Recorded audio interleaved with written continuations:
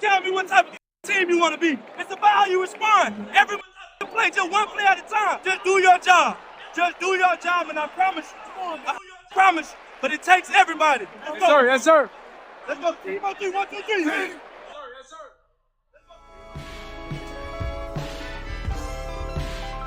Let me talk my shit again. Yes, sir. Yes, sir. Yes, sir. Yes, sir. What it do? What it do? What it do? This is the Talk My Shit Again podcast. I'm your humbly hostile host, Cassius Cliff. As you can tell, still in Philly. Actually about to be get ready for this game to head out just in a few. And I had to drop this next video purely because we have no business playing around with our food today. And before we get into the content, please like, share, subscribe. It goes a long way. Comment as well. Thank you if you've already been doing that. But as I was saying, in this Week 6 matchup, we're going against the shitty, the embarrassing, the bad Cleveland Browns in Philly.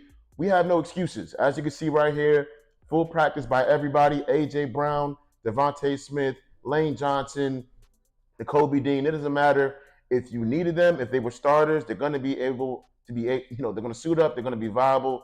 And we have no excuses because we're going against the Browns that are absolutely one of the worst teams in the entire NFL, led by offensively one of the worst quarterbacks.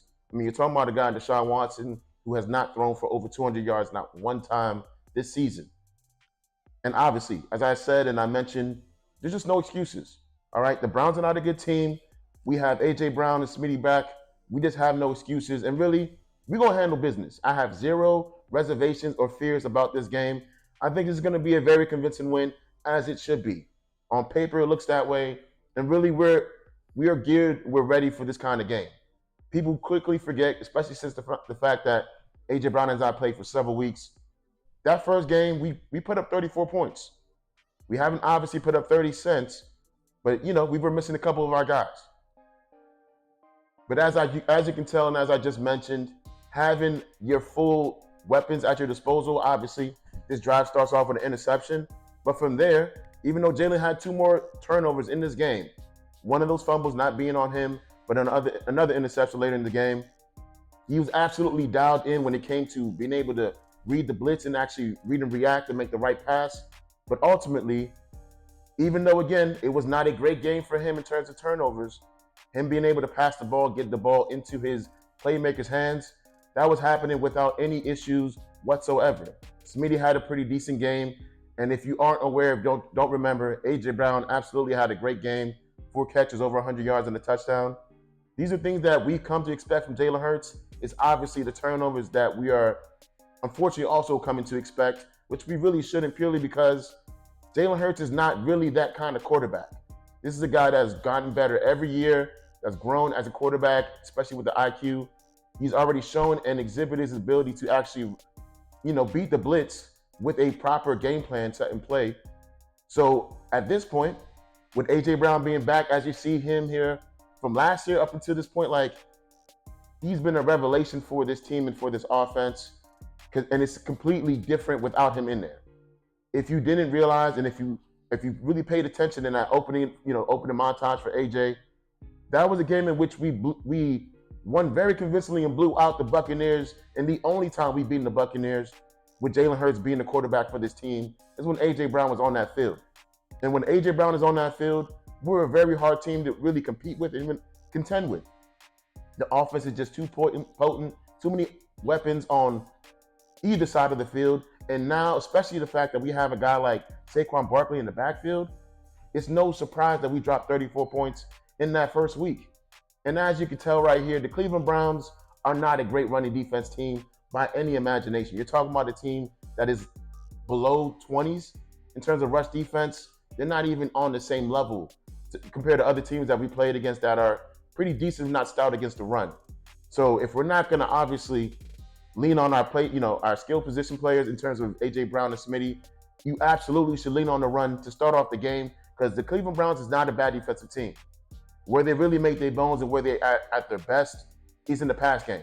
You're talking about a top 10 pass defense and a below 3rd rush defense. So there is the balance.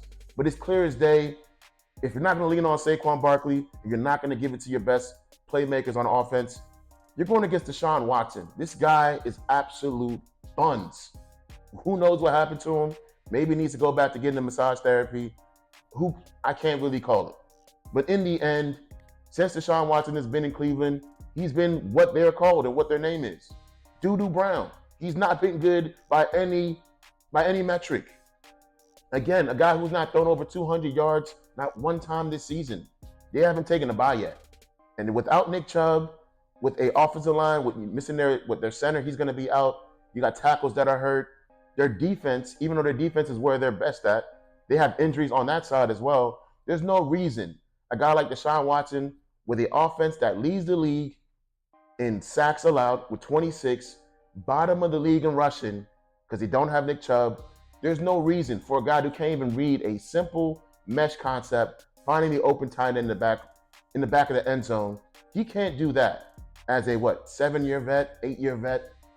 There's no excuses. There's no reason why we should be competing with this team or even losing to this team. There's no reason. There should be no way that's even remotely possible. That being said, though, there is anything possible. It's any given Sunday. This game is going to be played at 1 o'clock today, which is Sunday.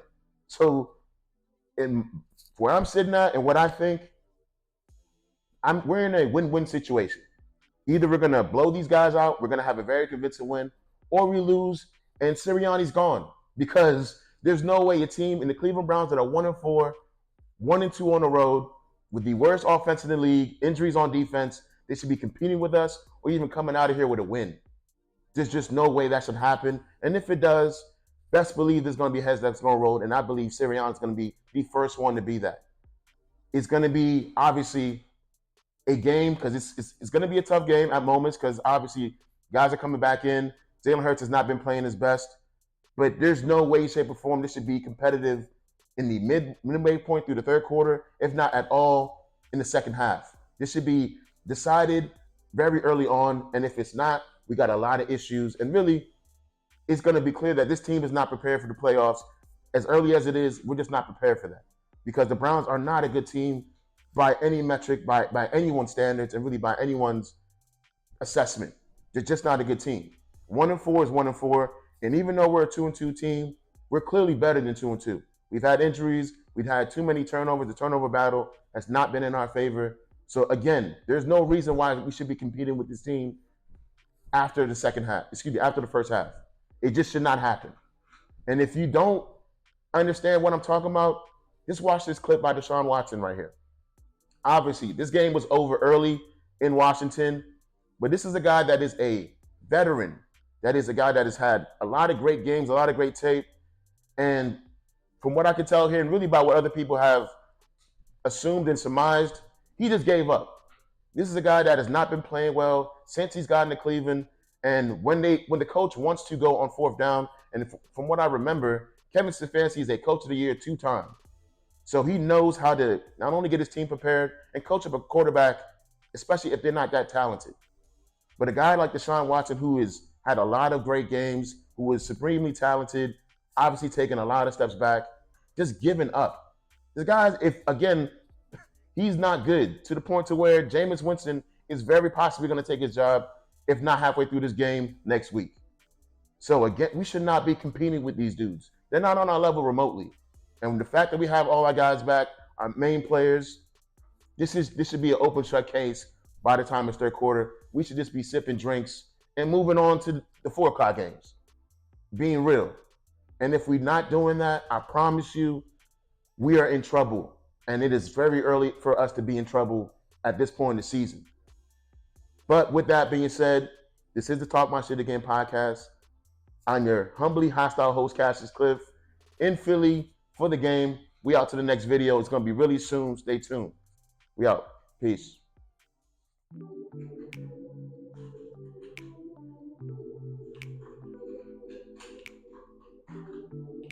How you feeling, Shu? No way. Dead ass, though. There's no way we should lose today. I did it, but I should have. No way.